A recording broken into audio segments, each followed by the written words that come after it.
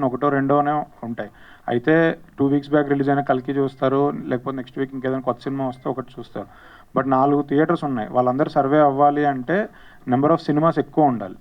So ఈ main intention అయితే అదే అండి. అండ్ ఇప్పుడు ఒక ఫ్యామిలీ థియేటర్కి వెళ్ళినప్పుడు మీరు సమోసా రేట్ తగ్గించమని నేను అడగలేను, ఒక ప్రొడ్యూసర్గా ఒక డిస్ట్రిబ్యూటర్గా నేను అడగలేను, కూల్ డ్రింక్ రేట్ తగ్గించమని అడగలేను. కానీ మన టికెట్ రేట్ తగ్గించమనే రైట్ నాకు ఉంది. సో ప్రొడ్యూసరు తక్కువ రేట్కి టికెట్ ఇవ్వమని అడిగే రైట్ ప్రొడ్యూసర్కి ఉంది. అది కనుక ఇవ్వగలిగితే ఫుట్ఫాల్ పెరుగుతుంది. అది. రాకేష్ గారు. Hi sir. ఇక్కడ రిస్క్ ఉంది సార్, డెఫినెట్గా రిస్క్ ఉంది. అండ్ రిస్క్ ఉంది, నాకు ట్రస్ట్ ఏంటంటే ధీరజ్ మీద ఉంది. సో ఇప్పుడైతే ధీరజ్ ఇలా 100 రూపీస్కి మనం చూపెడదామని వచ్చినప్పుడు అంటే నా క్యాలిక్యులేషన్ ఏంటంటే డీప్గా వెళ్ళలేదు. సో ఓకే, మనం 150ది 100 రూపీస్ చూపిస్తున్నాం అంటే 50 రూపీస్ ఎక్కడో మనం హిట్ అవుతున్నాం. కానీ ఇప్పుడు ఒక ఫర్ ఎగ్జాంపుల్ 150 ఒక 100 మంది వస్తే సార్ ఒకలాగా వస్తుంది. 100 మంది ఒక 1000 మంది వచ్చారనుకోండి, ప్రాబ్లీ మనకి ప్రాఫిట్స్ కూడా అలా ఉండొచ్చాము. అంటే నాకు ఇంకా తెలియదు, అక్కడి వరకు వెళ్ళలేదు. బట్ నాకేంటంటే ఒక గట్ ఫీలింగ్ ఉందన్నమాట. ఓకే, ధీరజ్కి ఒక గట్ ఫీలింగ్, సరే వెళ్ళిపోదాం, చూద్దాం అసలు ఏంటో, అట్లీస్ట్ మనం ఏమన్నా ఎక్స్ప్లోర్ చేయొచ్చు, ఇన్ ద ప్రాసెస్ మనం నేర్చుకోవచ్చు. సో అదే అక్కడి వరకే ఆలోచించాను సార్. బట్ రిస్క్ అయితే ఉంది, బట్ ఐమ్ ష్యూర్ క్యాలిక్యులేట్ అయితే ఉంది. We calculated the risk around. All the best అండి. Thank you. Vinod. I mean, yeah, it was I mean, నాకు లక్ ఏంటంటే నాకు ఫస్ట్ సినిమా చాలా రికగ్నిషన్ వచ్చింది, సూపర్ రికగ్నిషన్. నా పేరు శివ. బట్ దాని తర్వాత those 10-14 years has been very tough journey for me. So but అది మస్ట్ అని అనుకుంటున్నాను. ఎందుకంటే అప్పుడే టాలెంట్ మాత్రం I mean it's not enough అండి. టాలెంట్ మాత్రం it's not enough. This journey will take you, make you understand how to do this. And so it took that much time for me also to get a little matured, not just as an actor, how to survive in this industry, to understand everything. So yeah, so that journey has helped me to be here, I guess. So ఈ cinema తర్వాత తెలుగు ఫ్యామిలీలో మీకు తెలుగు హీరోగా అయిపోతే next సినిమాలు తెలుగు వస్తుంటే Telugu continue చేస్తారా, లేదు మల్టీ లాంగ్వేజ్ వెళ్తుంటారా? No, definitely తెలుగు కంటెంట్ చేస్తాను, definitely. All the best. Thank you. Vinod గారు ఇక్కడ. Hello. Hi, Hi. I'm Anjali from TFPC. So అంటే బేసికల్గా మీరు ప్రీవియస్ మూవీస్ చేశారు, బట్ పేకమేడల మూవీకి మీరు చేస్తున్న ప్రమోషన్స్ అయితే బీభత్సం చెప్పాలి అంటే. ఫస్ట్ స్కానర్ దగ్గర నుంచి మొదలుపెట్టి అప్పులోళ్ళ దగ్గర నుంచి కావచ్చు, ఇది కథ కాదు జీవితం కావచ్చు, అసలు ఏ ప్రమోషన్ వీడియో కాన్సెప్ట్ చెప్పినప్పుడు ఏంటి వీళ్ళు నన్ను ఇంత వాడుకుంటున్నారు అని ఎప్పుడు అనిపించింది? నో నాకు I got excited because generally ప్రమోషన్స్లో తెలుగులో లక్ష్మణ్లా చెప్పండి. జనరలీ ప్రమోషన్స్లో జనరలీ వాట్ వీ డూ, ఒక 1 dayలో సమ్ 16-18 ఇంటర్వ్యూస్ చేస్తాము. అదే ఎప్పుడు జనరల్గా in all industry. That is very after some 7-8 interviews it becomes very tiring because but అది that's not enough for this movie. To reach this movie to the audience, we need to be creative, we need to do something else.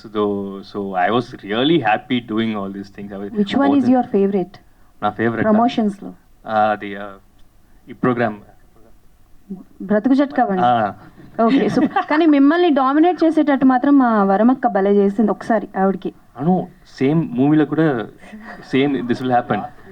ఇప్పటి వరకు లక్ష్మి ఈ promotion మొత్తం లక్ష్మి మీద ఉంది, but ఆ movie చూసిన తర్వాత వరలక్ష్మి అలానా?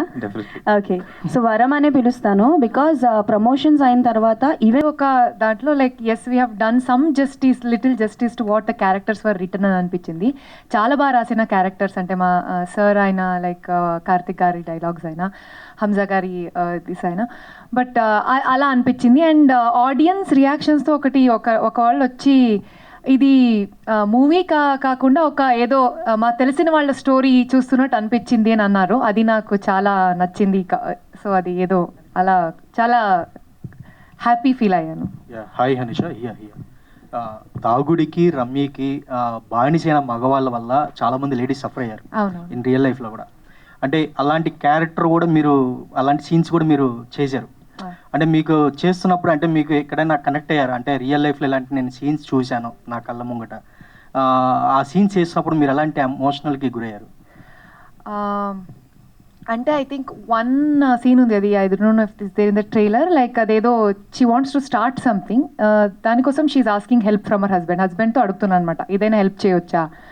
సో తెలుసు లైక్ హెల్ప్ చేయడం తెలుసు, బట్ ఏదో ఒక చిన్న హోప్ ఉంటుంది కదా, ఈసారైనా చేస్తాడు. సో అది అప్పుడు కూడా చెయ్యడు actually, and then he will make okay వేరే వాళ్ళతో అడుగు ఇలా చెప్తాడు. సో అక్కడ ఒక కొంచెం కనెక్ట్ అయ్యాను ఆ సీన్కి, ఎందుకంటే అది చాలా ఇక్కడ ఇప్పుడైనా చేయొచ్చు కదా, అంత తినే చూసుకోవాలంటే ఎలా రెస్పాన్సిబిలిటీ అని, అది ఆ సీన్కి కొంచెం ఐ ఫెల్ట్. అండ్ వినోద్, నాకు తెలిసి life sir I don't know, see అది ఈ క్యారెక్టర్ కోసం మార్కెటింగ్లో ఈ ప్రమోషన్స్లో మెయిన్ మేము అనుకున్నది ఏంటంటే ఈ క్యారెక్టర్ని ప్రమోట్ చేయాలి, ఈ క్యారెక్టర్ని ఇంట్రడ్యూస్ చేయాలి అంతే. So we did everything. Maybe after this I have to do some other type of promotion to bring back. Yeah, and I wish you all the best. Thank you so much. Rakesh ఏమున్నాయనే?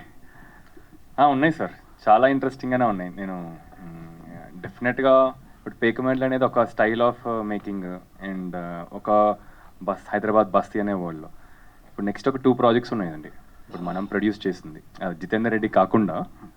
So అవి డెఫినెట్గా ఇంట్రెస్టింగ్గా ఉన్నాయి. In fact అవి shoot కూడా అయిపోయినాయి.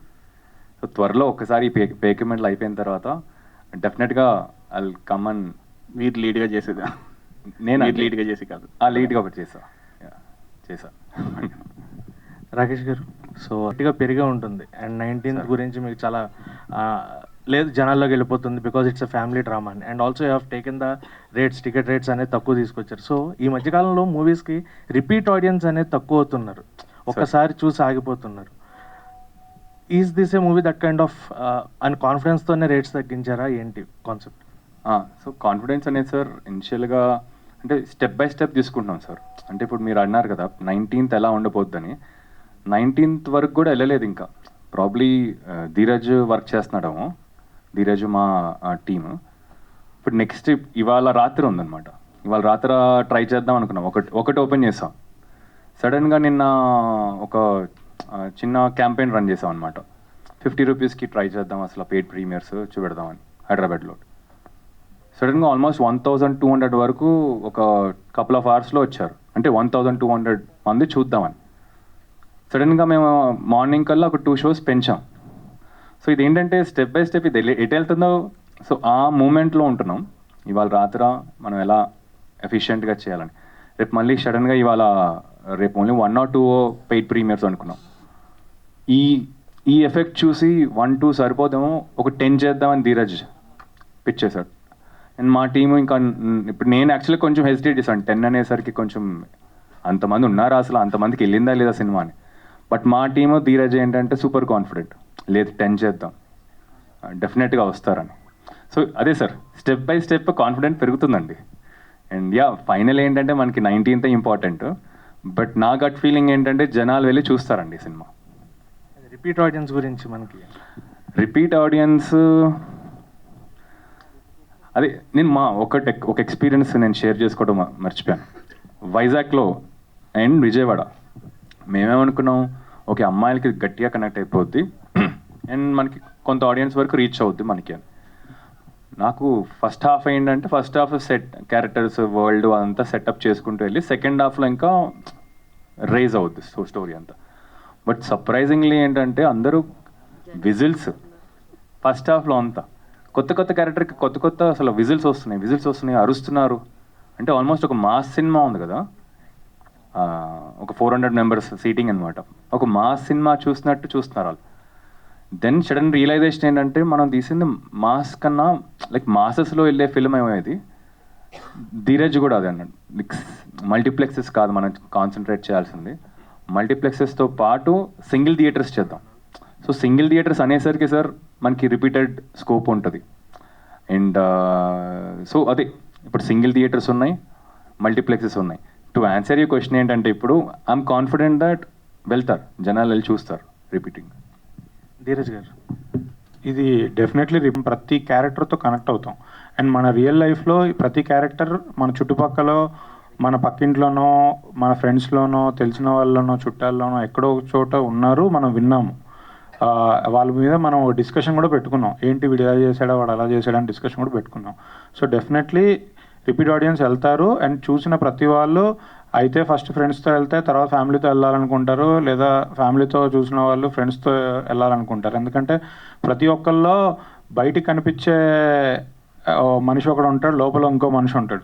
ఇది రెండు types of మనుషులకి కనెక్ట్ అయ్యే సినిమా. సో కొన్ని సీన్స్ మనం ఫ్రెండ్స్తో ఎంజాయ్ చేస్తాం, అరే అక్కడ జరిగే సినిమాలో జరిగే సీన్ వాడెవడో అలా చేసాడని ఫ్రెండ్స్తో కనెక్ట్ అవుతాం. కొన్ని సీన్స్ మా ఫ్యామిలీతో కనెక్ట్ అవుతాం. సో డెఫినెట్లీ ఈ సినిమాకి రిపీట్ ఆడియన్స్ ఉంటారు. సో అందుకే ఇది ఎఫోర్డబుల్ ప్రైజెస్లో పెట్టాలని అనుకున్నాము. అండ్ ఆ ఎఫోర్డబుల్ పెట్టినప్పుడే రిపీట్ ఆడియన్స్ కూడా ఎంకరేజ్మెంట్ ఉంటుంది. సూపర్ సార్, క్వశ్చన్ అడగకుండానే ఆన్సర్ వచ్చింది. రాకేష్ గారు. అదే అండి, ఇప్పుడు అదే చాలామంది నేనైతే షేర్ చేశాను పలానా ఒక సినిమా చేశాను అని. అదే ఒక్కొక్కరు వస్తున్నారు, ఇప్పుడు దిగుతున్నారు. శేష్ వచ్చాడు నిన్న, అదే భద్రా వచ్చాడు, బల్లాల దేవుడు వచ్చాడు, మరి బాహుబలి వచ్చారా?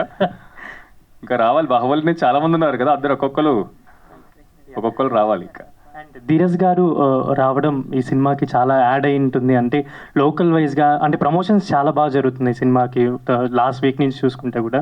అండ్ ధీరజ్ గారు రావడం ఎలా అనిపిస్తుంది ఈ సినిమాకి, పేక మెడల్ మూవీకి? అదే నాకైతే, నాకు నా టీంకి అయితే చాలా ఒక స్ట్రెంగ్త్ వచ్చింది. అంటే ఇప్పుడు మాకు ఒక పర్స్పెక్టివ్తో చూస్తున్నాం మార్కెటింగ్ ఇలా చేయాలని. ఇంకొక డిఫరెంట్ పర్స్పెక్టివ్ ధీరజ్ నుంచి అనమాట.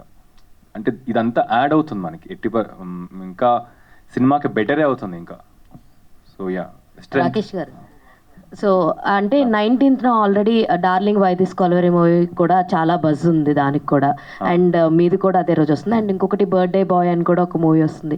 సో మీ మూవీ ఎంత కాంపిటేటివ్గా దానికి నిలబడుతుంది అని అనుకుంటున్నారు? ఎంత మీరు ప్రమోషన్స్ ఎంత బాగా చేశారు, అందరి నోట్లో నాంతనప్పటికీ కూడా. సో అటు సైడ్ నుంచి వస్తున్నటువంటి ప్రొడ్యూసర్స్ కూడా హనుమాన్ అనే ఒక పిల్లర్ తోటి వస్తున్నారు వాళ్ళు కూడా. ఐ మీన్ అంత స్ట్రాంగ్ పిల్లర్ ఉంది అక్కడ కూడా. సో మీరెంత కాంపిటీషన్ ఇస్తారని అనుకుంటున్నారు? గుడ్ క్వశ్చన్ అండి. సో బ్యాక్ అండ్ ఫోర్త్ ఇది డిస్కషన్స్ అవుతున్నాయి. ఇప్పుడు ఇప్పుడు మీరు చెప్పిన సినిమాలతో పాటు ఇంకా చాలా సినిమాలు ఉన్నాయి. అయితే ఈ క్యారెక్టర్ని, హీరో క్యారెక్టర్ని మీరు వేయకుండా అతన్ని చేసుకోవడం ఏంటి? తర్వాత మీ మీద నమ్మకం లేదా, ఆయన మీద ఎక్కువ నమ్మకం ఉందా? Sir okay, good question. So అదే సార్, కొన్ని ఇప్పుడు కథలు, నా ఇన్స్పిరేషన్ అంతా కథలతో వస్తాయి సార్. అండ్ ఎప్పుడైతే నీలగిరి కథ వచ్చి నాకు చెప్పాడో అక్కడ ఒక క్లారిటీ వచ్చింది సార్. అంటే ఈ కథకి నేను సెట్ అవ్వనని, అంటే ఒక ఎజంప్షన్ వస్తుంది, అంటే గట్ ఫీలింగ్ ఉంటుంది కదా. కొన్ని కథలు నేను వెంటే జంప్ అయిపోతాను. ఎట్టి పరిస్థితుల్లో నేను ఆ ప్రొడ్యూసర్నో డైరెక్టర్నో నేను కన్విన్స్ చేసుకుంటా. బట్ నాకేంటంటే గట్ ఫీలింగ్ ఈ కథకి ఇంకెవరో ఉంటే కరెక్ట్ అని. సో నాకు అప్పుడు నీలగిరి కూడా అదే అనమాట, ఈ కథకి నాకన్నా ఇంకెవరన్నా ఉంటే బెటర్ అని. సో ఇద్దరం డిస్కస్ చేసుకుని ఈ కథకి ఎవరు కరెక్ట్ అని ఆ సర్చ్లో వినోద్ దొరికాడు మనకి. అండ్ వినోద్ డెఫినెట్గా ఈజ్ ఎక్స్ట్రీమ్లీ టాలెంటెడ్. సో అలా వినోద్ రావడం జరిగింది. ధీరజ్ గారు. అలానే అంటే నేను రాకేష్ గారు సేమ్ లైన్స్లోనే స్టార్ట్ అయ్యామండి. నేను కూడా ఫస్ట్ యాక్టర్ అవుదామని స్టార్ట్ అయ్యాను, తర్వాత నలుగురికి అవకాశాలు ఇద్దామని ప్రొడ్యూసర్ అయ్యామండి. ఆయన కూడా నాకు ఎక్కడ బాగా నచ్చారు అంటే, తన సినిమా తను ప్రొడ్యూస్ చేసుకుంటే అది మన కోసం చేసుకున్నట్టు. బట్ ఆయన మంచి కంటెంట్ విన్నప్పుడు